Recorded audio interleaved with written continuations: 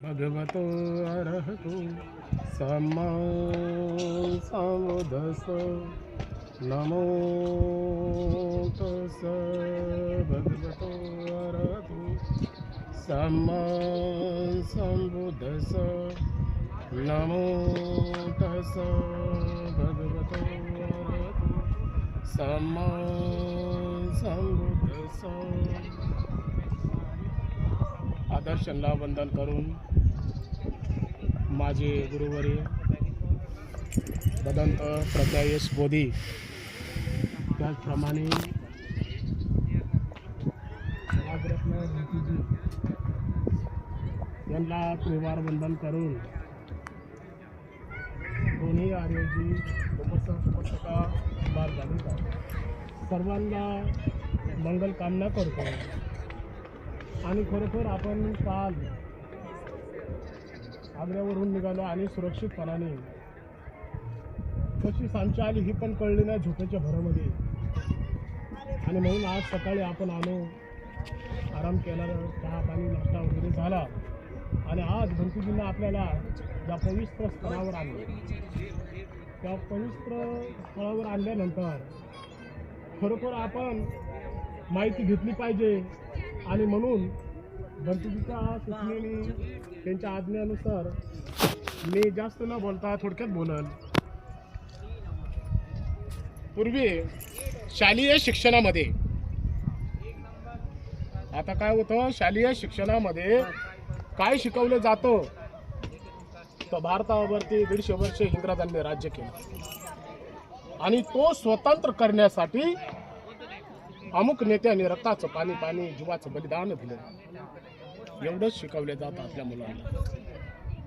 परंतु हे शिकवले जात नाही की ह्या भारतभूमीवरती, ह्या जम्बूद्वीपावरती खऱ्या अर्थाने राज्य केलं असेल तर ह्या बौद्ध राज्यांनी केलं ते 1200 वर्ष राज्य केलं। किती वर्ष राज्य केलं? 1200 वर्ष राज्य केलं। बौद्धांचं 1200 वर्ष राज्य होतं आणि 600 वर्ष मोगलांचं राज्य होतं। परंतु आपल्या मुलांना हे शिकवल्या जात नाही।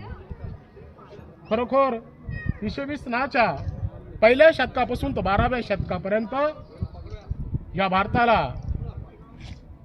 राजेशाही बुद्ध धम्माची होती। पाली भाषा एक राजभाषा होती आणि बुद्ध धम्म हा एक धर्म होता। अशा पद्धतीनं खरोखर ज्या वेळेला इकडचे राजे महाराज्य होऊन गेले, त्या राज्यांनी या भारतभूमीला राजेशाही देऊन 84,000 लेणी कोरण्यात आली। राजा अशोक सम्राटाने हे महान कार्य केले आणि म्हणून आपल्या महाराष्ट्रामध्ये 20,000पेक्षा जास्त लेणी आहेत। परंतु आपल्या सामान्य माणसांना माहिती नाही, कारण आपण काय करतो की आपल्याला नोकरी लागली, सर्व झालं, आपल्याला खाऊन पिऊन आपण सुखी समाधानाने, आपल्याला धम्माचं करायचं तरी काय? माझी बायको, मी, आम्ही सगळी सुख समाधानाने, गाडी माडी सर्व मिळालं आणि म्हणून धम्म आपल्याला कळून घेण्यासाठी खरोखर आपण काय केलं पाहिजे तर बुद्ध आणि त्यांचा धम्म वाचला पाहिजे। सुत पिटक विना पिटक अभिधम्म पिटक वाचला पाहिजे आणि असे महान भंतीजी आपल्यासाठी आहेतच, कार्य करतच आहेत। आणि म्हणून आपण वारंवार जिथं जिथं बुद्ध विहार असेल, जिथं जिथं भंतीजी असतील तिथं आपण गेलं पाहिजे। नाही दररोज जाता आलं तर एक हप्त्यातून एक वार का होईना आपण रविवारी बुद्ध स्थळाला आपण गेलं पाहिजे।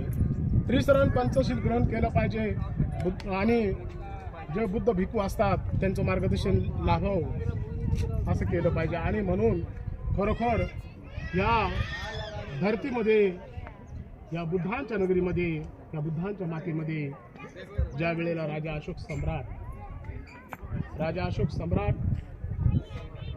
कलिंग देशामध्ये सर्व देश घेतलं, सर्व देश असं चरचरा घाबरत होतो आणि शेवटचा कलिंग देश राहिला आणि कलिंग देशावरती स्वारी केली राजाने। आणि त्या वेळेला त्या राजामध्ये एक बळ होतं, ते बुद्धांचं होतं। श्रद्धा होती बुद्धांची, श्रद्धा होती धम्माची, श्रद्धावती संघाची तिथलची माणसं सर्व श्रद्धावान होते, ते फुटायला राज्य नव्हते. आणि म्हणून राजा अशोक सम्राटांनी किती तरी वेळा आव्हान केलं, पण ऐकायला राज्य नव्हते. मरण तर बुद्धासाठी, मरण तर भूमीसाठी. आपली लोक काय करतात, आता थोडंसं काही सारलं ना पुढं तर लगेच त्या बाजूने पलटी मारतात. आणि म्हणून असा तो उडिया देश. आणि अशा देशामध्ये, त्या कलिक देशामध्ये राजा अशोक सम्राटांनी स्वारी मारली. आणि मग तिथलचे तरुण सर्व चराचर 1,00,000 तरुण कापले आणि 1,50,000 माणसं मारल्या गेली. सर्व धरती अशी एकदम रक्तभांबळ झाली. रक्तभांबळ झाल्यानंतर तळतळा घाबरू लागली, लोक सरावायरा पळू लागली. आणि त्याच वेळेला खऱ्या अर्थानं त्या राजा अशोक सम्राटांना असं वाटलं का ह्या धरतीचा राजा, या भारताचा राजा, ह्या जम्बूद्वीपाचा राजा फक्त एकमेव असेल तर राजा अशोक सम्राट. अशोक म्हणजे कधीच शोक न करणारा, कधी शोक आला नाही. माणसं मारली तर शोक केला नाही. आणि म्हणून त्याचं नाव काय होतं, अशोक. त्याला चंडाला असे म्हणायचे, त्याला घाबरायचे. आणि मग अशा रीतीनं राजा अशोक सम्राट मारल्यानंतर हसत हसत खुश झाला. आणि त्याच वेळेला त्यांचा स्वतःचा मुलगा जो सुशीम होता, त्यांचा थोरला भाऊ, त्यांचा मुलगा निग्रोज, ज्या वेळेला त्यांचं युद्ध झालं त्या सुशीमचा, राजा अशोक सम्राटांचं, त्या सुशीमची बायको त्या बाळाला पोटात घेऊन रानवानी गेली होती. आणि रानात जाऊन ती एका निग्रोज नावाच्या झाडाखाली बसली होती. आता निग्रोज म्हणजे काय तुम्हाला माहितीच नसणार, पण वडाच्या झाडाला निग्रो म्हणतात. कशाला म्हणतात, वडाच्या झाडाला. आणि तिला असं वाटलं का वडाचं झाड जे आहे हेच माझे आता काहीतरी रक्षण करेल. आणि मग त्या ठिकाणी ती राहिली. बाळातीन झाली, मुलगा मोठा झाला. त्या मुलाला जर राजा अशोक सम्राटांनी पाहिलं तर मारून टाकेल ह्या बाह्यांनी. त्या मुलाला ती बाहेर दाखवित नव्हती. आणि म्हणून एक काळ असा आला तर तिथं मोगली पुत्र जे भंतीजी होते ते त्यावेळेला चारिका करत होते. आणि त्या मातेनं त्या मोगली पुत्राला तो मुलगा देऊन टाकला. निग्रो म्हणून त्याचं नाव ठेवण्यात आलं. आणि तोच निग्रोज भंतीजी एक दिवस असा त्या कलिक देशामध्ये जेव्हा रक्ताच्या थारोळ्यामध्ये सगळी माणसं मृत्युमुखी पडली होती त्या ठिकाणातून चालला होता. बुद्धं शरणं गच्छामि, धम्मं शरणं गच्छामि, असं करत चालला. राजाने विचारलं का ए संन्यासा, तुला भीती नाही वाटली का, भय नाही का? कशासाठी भयाचं? हे मरण अटळ आहे, कधीतरी मरणार आहे, मग मरायला का घाबरायचं? अरे मला घाबर, मला घाबर, मुझसे डर, असं नका म्हणतो. अशा पद्धतीनं राजा अशोक सम्राट त्यावेळेला त्या निग्रोला बोलू लागला. अरे म्हणला तू माणूस मी माणूस, का घाबरायचं? अरे हा राजाचा राजा मी, रक्ताच्या थरोळ्यात एवढी माणसं मारली, तुला पण मारल्या जाईल. विशाल मारून काय साधणार? आणि मारल्यानंतर प्रजाला मारल्यानंतर तू राज्य करशील कोणावरती? ते पण खरं आहे ना, राजाला वाटलं नाही का? आणि मग राजाला वाटलं का असं काय झालं बाबा, हा असं काय तोंडातून शब्द गेला याचा? आणि मग सांगितलं का कोणी पण एखाद्याला मारून राज्य करील, परंतु करुणेचं राज्य करणारा, ममतेचं समतेचं राज्य करणारा फक्त ह्या धरतीवरती एकच राजा होऊन गेला, तो फक्त माझा तथागत भगवान गौतम बुद्ध. साधू साधू म्हणा, त्या राजासारखा राजा इथं नाही असं सांगितलं.